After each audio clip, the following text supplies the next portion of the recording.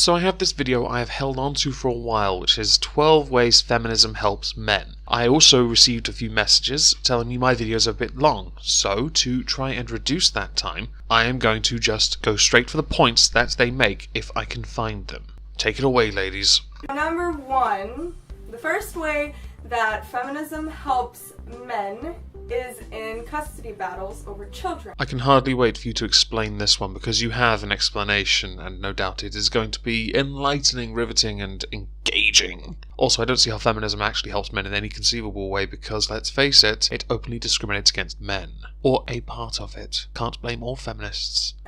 So feminists don't want you to lose your children because there's this idea that women are better children carers than men. Doesn't make any sense, but it's a stereotype, and women are naturally not that. They were just, taught by society that they are, but they're not, so... Okay, so the basic problem here is you don't understand how women are a better caregiver, which is something that is already known and scientifically proven to be true. It is proven in employment where women dominate carer-based jobs. It is why men prefer the more competitive world of garbage collection. Yeehaw. Now, while you can't understand why women are more nurturing by nature, I do have to wonder, you haven't said how feminism will help. What's it going to do? Affirmative action? Because that doesn't work in employment. It only devalues the accomplishments of people already there who got there on merit. Number 2. Feminists hate the stereotype that men are clumsy and women are better housekeepers than men. Now this is a battle worth fighting, because I'm almost certain it is the other way around. That women are clumsier and men are the better housekeepers. And I have a whole array of anecdotal evidence to support this, where my former female housemates were, just disgusting. The men were clean. And these girls I lived with were also the kinds that would walk into walls because they were so busy looking at their phones. Now tell me how feminism will fix this horrible travesty. You know what I'm talking about. I'm talking about those commercials where the man is like clumsy with the laundry and he stumbles and he drops all of it and the wife is like, "Oh Gary, let me help you with that," and she goes and picks it up. Or those commercials where the son and the dad take some weird thing for the dishwasher, put it in there and think that it's going to clean the dishes and it doesn't do anything, it just makes it worse. And the wife is like, "Oh, you guys are such children, let me take care of that," and she redoes all the dishes. Yeah, that's what I'm talking about. Men can be just as good as women as housekeepers, okay? Get rid of that stereotype. Crush it. Exit out. Whoa. Your whole argument was against stereotyping adverts? I don't care about the adverts. They sell. The people that make the adverts, they know they sell. They are paid to make adverts that get people interested. I don't care. The only adverts that used to bug me were the gaming ones where the girls would come up and play for the first time and win. But I don't care, because I know it works. It sells. What's feminism going to do here? Oh, certainly for the earlier part. Is it going to put more men in the kitchen by forcing them there?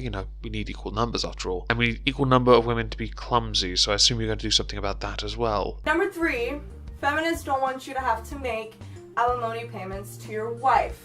I am not a big fan of marriage because I recognize the imbalance in marriage and divorce law that favor women over men. To me, that is unacceptable. I'm also not a big fan of the idea of supporting another spouse, but I do recognize there are circumstances where one should support the other, certainly if the other has the children and the single person does not have any responsibilities. It is the job of both parents to raise those kids. So the definition of alimony is to limit any unfair economic effects of a divorce by providing a continuing income to a non-wage earning or low-wage earning spouse. This, however, does not translate well to real life because I've seen a number of articles in the news and on television where the man is struggling to make ends meet because he is told he has to maintain the lifestyle of the ex. Because that's based on the idea that women should care more about domestic issues than their professional goals. So it's a little tricky because technically, according to law, the spouse that makes less money has like a lower wage is the one that's supposed to get alimony, so technically that's wrong, but still women usually get this because they're expected to care more about domestic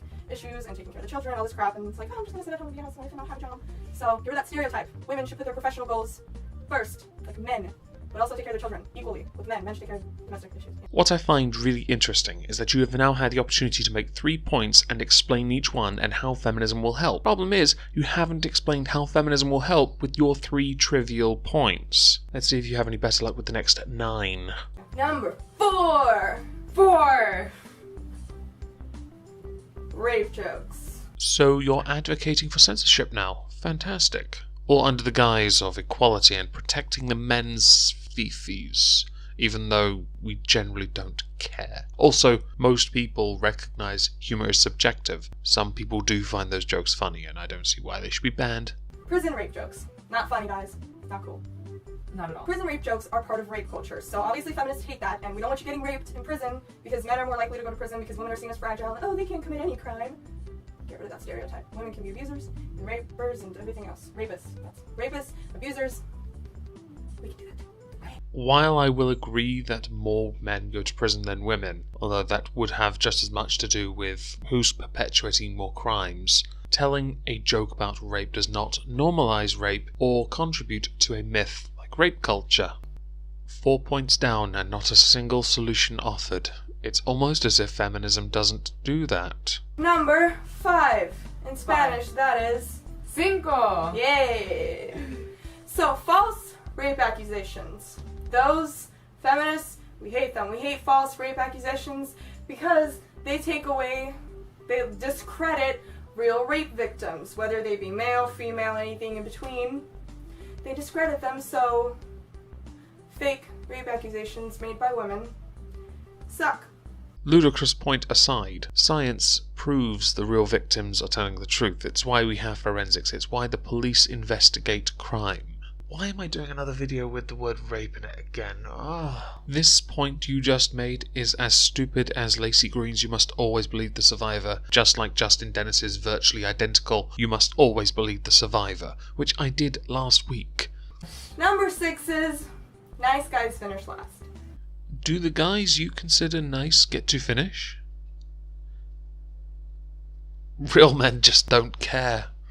And our take on that is nice guys do not finish last because feminists do not hate nice guys. We don't hate nice guys. We don't want you to be lonely. No. And the reason that the whole nice guys finish last idea is horrible is because it's based on the idea that people who are physically more attractive are more valuable than other people. People that are more attractive seem to have that, it kind of goes along with the bad boy idea, oh, girls are always after the bad guy. Forget nice guys. I'm just gonna after the bad guys. So. That's not true. Yeah. Nope, they don't hate men at all. I would say beauty, attractiveness, niceness, all very subjective qualities. Certain standards from the individual and some certainly are a social element. But now we are 6 points in, and you have still not provided a single solution to your points. Number 7. Number 7 is that men should not be expected to pay for women for everything. I think a fair amount of this one came from the fact that men used to be the sole breadwinner or the higher earner in the relationship. With that dynamic changing, it is no longer a relevant factor in this time. But let's see how you explain this one away and provide points to back up whatever solution it is you're not going to give me. Men shouldn't be expected to pay for dinner and shower women with gifts while women don't do any of that. Because this is based on the idea that women are just unable to financially take care of themselves and that men should just take care of everything for women. I mean, women should be able to take care of their partner and spoil them just as much and be able to pay for their own goddamn dinner. Hate! So what you've just described there is courting. It is a fundamental part of dating. And yes, men used to be the ones showering the woman with gifts, taking them out on dates, paying for everything. But that was how the game was. I know women now who do this same thing with their man because their man can't. And those men don't feel emasculated. They know their financial situation doesn't allow them to do what they really want to do, and that is make their partner feel like a queen. Not that kind of queen. This kind. Because that's what we want. We don't just want to impress them, we want to make them feel cherished and loved. Removing that off the table altogether isn't going to solve an inequality. That doesn't really exist anymore. 8. Feminists believe that it is unfair that men should do jobs where it's risky for their lives and it's physically challenging. And this is based on the idea that women are supposed to have easy secretarial jobs because they're just too fragile and weak. Allow me to offer you a solution. One that totally devalues everyone else of the same gender or race who work in that field. Affirmative action. It's not like for a lot of the fields out there that are dominated by men you require qualifications, work experience, skills, tickets. Oh wait, you do. The reason I cut you off here, by the way, is because what you say next essentially boils down to you assuming that we all believe women are delicate little teacups that cannot possibly roll with the men. Physically, there are certain aspects that are true, but it does not mean you cannot do that job. It just means you may have to try a little harder, or work around it. For the hard Oh, workforce. poor women. Oh my God, gosh, I I'm so cannot fragile. even- I must do housework. Oh, God. Changing diapers every day. Oh, It's my my God. favorite thing. Anything outside of the house? I can't do Never. industrial jobs. Oh gosh, horrible. Who would ever request that? No. Oh my golly. I can't work on top of a 12-story building. I'm too fragile. I'll get a heart attack. You are aware some people do want to be a secretary. Some people do want to be a housewife or house husband. It all comes down to personal choice. And with work, we earn everything we get. It's why when you go into any field, you start at the bottom and work your way up. It's what you do. It's natural progression. If you are that way inclined to be challenged further, you try and get promoted. You try and improve yourself. Housewife, secretary, they're not terrible jobs. 9. Men shouldn't be seen as weak and be seen as inferior if they have depression or are suicidal, because those things are completely valid, and feminists want men's issues like that to be valid. And many times in society, in our patriarchy, men are seen as fragile and they're ridiculed for being suicidal and depressed when it's not. It's really serious and it needs to be handled properly. It shouldn't just be ignored because it's seen as something feminine to be depressed or suicidal. I figured I'd let this point play out because you actually raise an interesting and very important point with regards to men's issues. Male suicide is very high, and it is something that needs to be addressed. The reasons behind it is not because of the patriarchy. It is because when men raise their issues, they are told that they are secondary to women's issues. The disparities in equality, once they are addressed, will get to men's problems, because there are not as many services out there available for men as there are for women, even though men are just as likely to get their ass kicked by their partner as men. Although when we look at domestic violence stats, you find lesbian bi relationships are the most violent, not man on woman, or woman on man. Fact is, there are things that can be done to help men in this, but apparently feminism will not be the one to help them. It has to be men or people who seek equality, which is not feminism.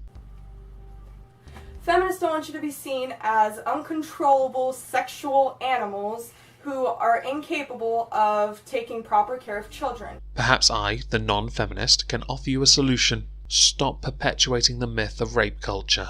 And as far as custody battles go, the caregiver is usually the mother. I do think visitation rights and child custody should be equal, but it is a means assessed. It should be means assessed anyway. It should not be one rule, simply you go to the mother because the father is male and therefore cannot be trusted. This is clearly a sign of patriarchy, you know. So you shouldn't be seen as some type of predator when you take your children to the park or somewhere else and spend time with your children, because this is based on the idea that, again, women are better caregivers and all this crap, that women are supposed to stay at home and take care of children and... As far as the aforementioned caregiver crap goes, there are studies online that exist, and I will link some below, that show women are statistically more inclined to be a caregiver than a man. There are also news articles showing a man sat with his child on a plane and the child being taken away to sit next to a woman because the man, even a father, could not be trusted to sit with his child. If ever there was a sign that patriarchy was in full swing and working in favour of women, it's when a man has to have his child taken away from him on a plane. Number 11 is that feminists don't want you to be drafted. I'm not a big fan of forcing people to sign up for the draft. I'm really not. I have noticed that Congress are trying to pass something that could force women to sign up to the US military draft by 2018. If that is true, then you have equality. Surely that's what you want. The draft in itself, a lot of people don't think is right. But if women have to sign up as well, you got equality. This isn't a feminist issue, by the way. This is an issue for everyone. But I can understand why it still exists. Much to my chagrin, we are still fighting wars. That is not to say that people who choose to serve their country don't make up enough numbers, by the way. Disclaimer. Yeah, that. And die in a war while women stay and iron things in the house and take care of the children and do the laundry and cry about, oh, when will my husband return from the war? The idea that men should be the only ones that are drafted and go to war is ridiculous. Women are perfectly capable of working in a physically challenging environment, just like men are. So. I'm hoping you at home watching this can understand why I'm having to speed these up. These waffly, long, deluded answers don't really provide any solutions to anything. This is 11. No solution provided, just simply the draft bad. Just like Napster, bad. For those who choose to serve in the military, there is going to be someone at home for them, much like those who are drafted, male or female. There is going to be someone at home. They're going to be the house husband, housewife, looking after the family if there is a family. If not, they'll be at work, or hanging out with their friends, or doing something, living their life. It's all about choice, really, isn't it? And feminism, what's feminism going to do? Take away choice? Number 12! 12. That's Yes. number 12. 12. Okay. So feminists don't want you to be ridiculed for being abused or raped because, again, those things are very valid. They are very valid. So perhaps instead of just saying you want to do something to help men with these very, very valid issues, you could instead stop getting finance cut to places that are being told they must give men and women equal treatment within their shelters. Perhaps provide equal services for men and women. Perhaps when men's issues are being raised in Parliament, you don't dismiss them as a joke. Perhaps instead of banning Men's International Day as a day to celebrate men and raise men's issues, you actually allow it and give men the platform they are being denied because feminism is banning things. No platforming, censoring, whatever you want to call it, because the patriarchy is oppressing women still so much that women feel the need to lash out and oppress men in return by banning them. And feminists don't want women to escape prosecution for doing these things because this is based on the idea that women are seen as fragile and they're the ones that are supposed to be the victims. They're the ones that are stereotypically the victims when men can be victims just as much as women can. So this should be seen on equal grounds. You know, women shouldn't just escape abuse or rape case because they're seen as fragile and weak and they can't do any bad ever. This is not the case. You know, these are all valid cases. Men can be abused, men can be raped. It's okay. We don't want you to be ridiculed for that. Your issues are valid. They are. Yes. While you have raised some very interesting points that are valid and do need addressing by everyone, you as a feminist, both of you, offer no solution to any of them. In fact, you just waffled for 30 to 45 seconds every single time you offered a single thing feminists could do to help men, which included censoring ads that make men look weak. Men don't care. Men do care when they are being domestically violated. They do care when they are being raped. They do care when they are not being given the same opportunities as others because of stereotypes. But you're not offering a solution to any of these. You're just saying feminism, feminism, feminism, feminism will solve everything, which it won't. It is yet again looking to make another victim. It's like a recruitment drive. Do you think you're going to get a badge for this? It's not like Blue Peter here. You don't get a different colour badge for something you did. And it's certainly not a promotion. As you can see, feminists do not hate men. No. Quite the opposite. We focus on a lot of men's issues and we try to solve them and work on them, whereas it's seen that we are misandrists. Perhaps I can offer you a solution, much like I did earlier. Call out the elements of your group, your faction, your cult, your hate movement that are misandrist. And misandry is when women hate men and they want to be superior to men and they want men to be inferior to women. And that is not what feminism is. That is misandry. It's a completely different universe, okay? As we don't live in a multiverse, I don't have access to this misandry. But I do have access to misandry, and quite frankly, it does exist in this universe. Sorry ladies, you may not see it, but that's because you're too busy living inside an echo chamber. Feminism, misandry. Hating men, taking care of men's issues. Separate parts of the spectrum. You got it. Yes. If feminism is a spectrum, then misandry is definitely on it. Because you have the kill all men, you have the kill all white men, you have the exclusion of straight white men from events. You have this because it exists within your group. We hate patriarchy, we love men, we care about men's issues. They're valid. So don't worry, we're not leaving you out. Feminism is for everyone. Everyone. Even you need. You hate patriarchy, which is a myth. You love men, sluts. But, more importantly, feminism is for everyone, including a black woman. Okay.